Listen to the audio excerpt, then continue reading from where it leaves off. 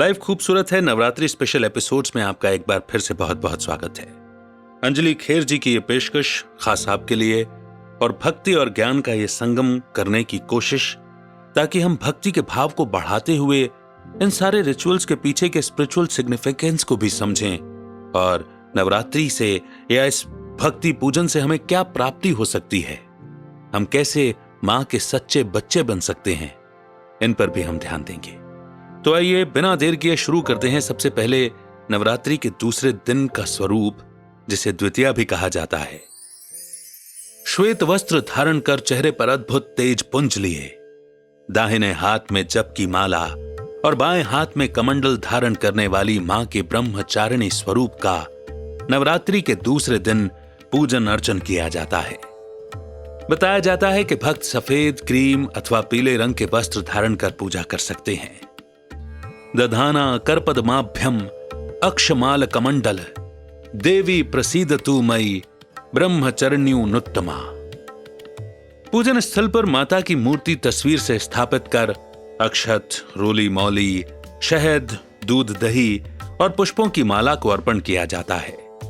मां को कमल का फूल अत्यधिक प्रिय है, अतः पूजन में इसका प्रयोग किया जाता है। इस तरह मां ब्रह्मचारिणी की आराधना करने से भक्त अपने स्वाभिमान चक्र को मजबूत कर सकता है। इससे उसके जीवन में आने वाले प्रत्येक कष्ट का निवारण संभव होता है। साथ ही साधक के स्वभाव में सदाचार, संयम जैसे मूल्यवान गुणों का विकास होता है। पौराणिक कथा के अनुसार अपने नाम के अनुरूप ही, अर्थात ब्रह्म यानी तपस्या और चारिणी यानी आचरण करने वाली, अर्थात ब्रह्मचारिणी ने ऋषि नारद के वचनों से प्रेरित होकर भगवान शिव को अपने पति रूप में प्राप्त करने के उद्देश्य से हजारों वर्षों तक खुले आकाश में घनघोर वर्षा और तीखी धूप में कठोर तपस्या की, जिसके कारण ही उन्हें संपूर्ण जगत में ब्रह्मचारिणी के नाम से जाना जाता है।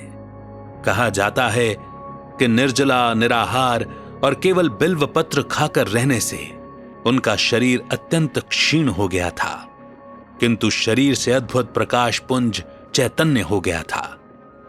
इस तीक्ष्ण प्रकाश से पृथ्वी के प्राणियों की रक्षा करने के लिए ऋषियों मुनियों ने भगवान शिव से माता ब्रह्मचारिणी को दर्शन देकर उनकी मनोकामना को पूर्ण करने की विनती की। तब जाकर शिव जी ने माता को दर्शन देकर विवाह की स्वीकृति प्रदान की थी। इस दंत कथा से शिक्षा तो यही है कि अपने मन मस्तिष्क में अपने जीवन के लक्ष्य को जीवंत बनाए रखें। ऊंचे लक्ष्य को प्राप्त करने की राह में चाहे कितनी ही बाधाएं आएं, अपनी आत्मिक शक्तियों पर हमेशा विश्वास बनाए रखें और कर्म करते चले जाएं। बेशक आपका जुनून और जिद आपको सफलता के शिखर पर पहुंचाने में मदद करेंगे। और इसी के साथ आइए बात कर लेते हैं स्पिरिचुअल इंसाइट, स्पिरिचुअल सिग्निफिकेंस की। तो क्यों ना शिक्षा से ही बात कर ली जाए। बात हुई ऊंचे लक्ष्य को बनाने की और उसे प्राप्त करने की जिद और जुनून की। ये ऊंचे से ऊंचा लक्ष्य क्या हो सकता है? मुझे लगता है कि सबसे श्रेष्ठ उदाहरण तो माता के इसी स्वरूप का है। दुनिया भगवान से न जाने क्या क्या चाहती है, वो तो स्वयं ही भगवान को चाहने लगी। इस दुनिया में आपको बहुत सारे लोग मिलेंगे, लेकिन भगवान को चाहने वाले, भगवान के प्यारे बनने वाले, भगवान से प्रीत निभाने वाले बिरले, बहुत ही बिरले मिलेंगे। शायद तभी तो भगवान ने कहा हुआ है ना कि कोटों में कोई और कोई में भी कोई मुझे पा पाता है। तो कोटों में कोई और उन कोई में भी कोई, इतने बिरले, इतने कम।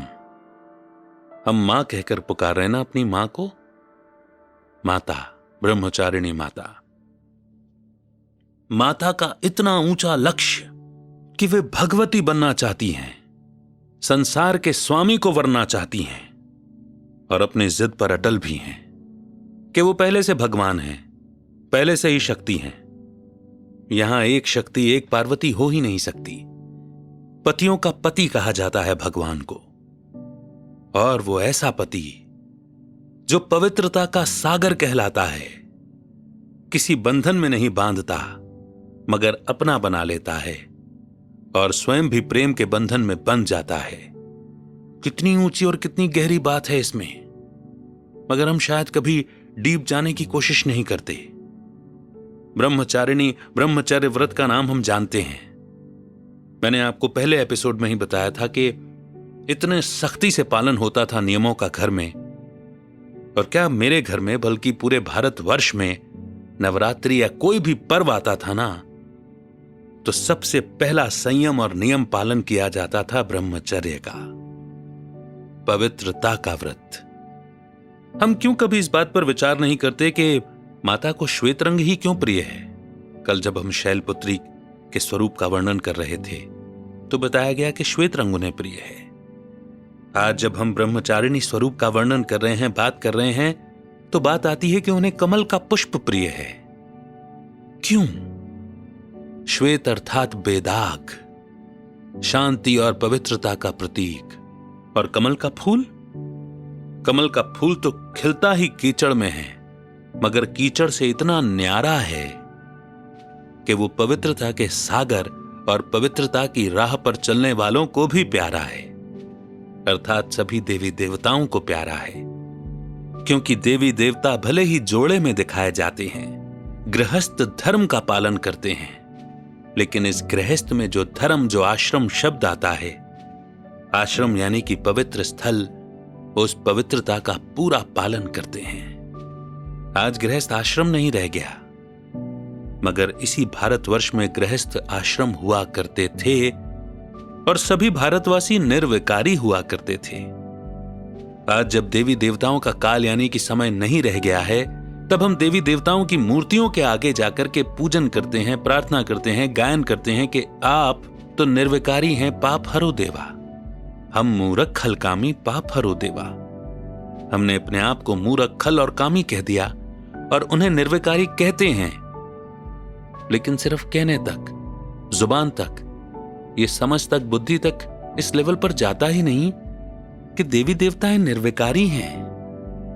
हम इस अज्ञानता में न जाने क्या क्या आक्षेप, आरोप और कलंक लगाते हैं अपने ही देवी देवताओं पर, कई बार अज्ञानता में, अनजाने में। परंतु वे देवी देवता हैं, उनका हाथ सदा देने के लिए ही है। वे कभी नाराज नहीं होते, क्योंकि वो इस राज को जानते हैं कि हमें अभी समझ नहीं है, हमारी पूजा करने वालों को अभी समझ नहीं है, और इसीलिए वो कभी भी नाराज नहीं होते। भले ही कोई भी विद्वान, कोई भी ज्ञानी पुरुष आकर के ये कह दें कि देवी को मना लो, नाराज हो गई, देवता को मना लो, नाराज हो गए, कभी नहीं।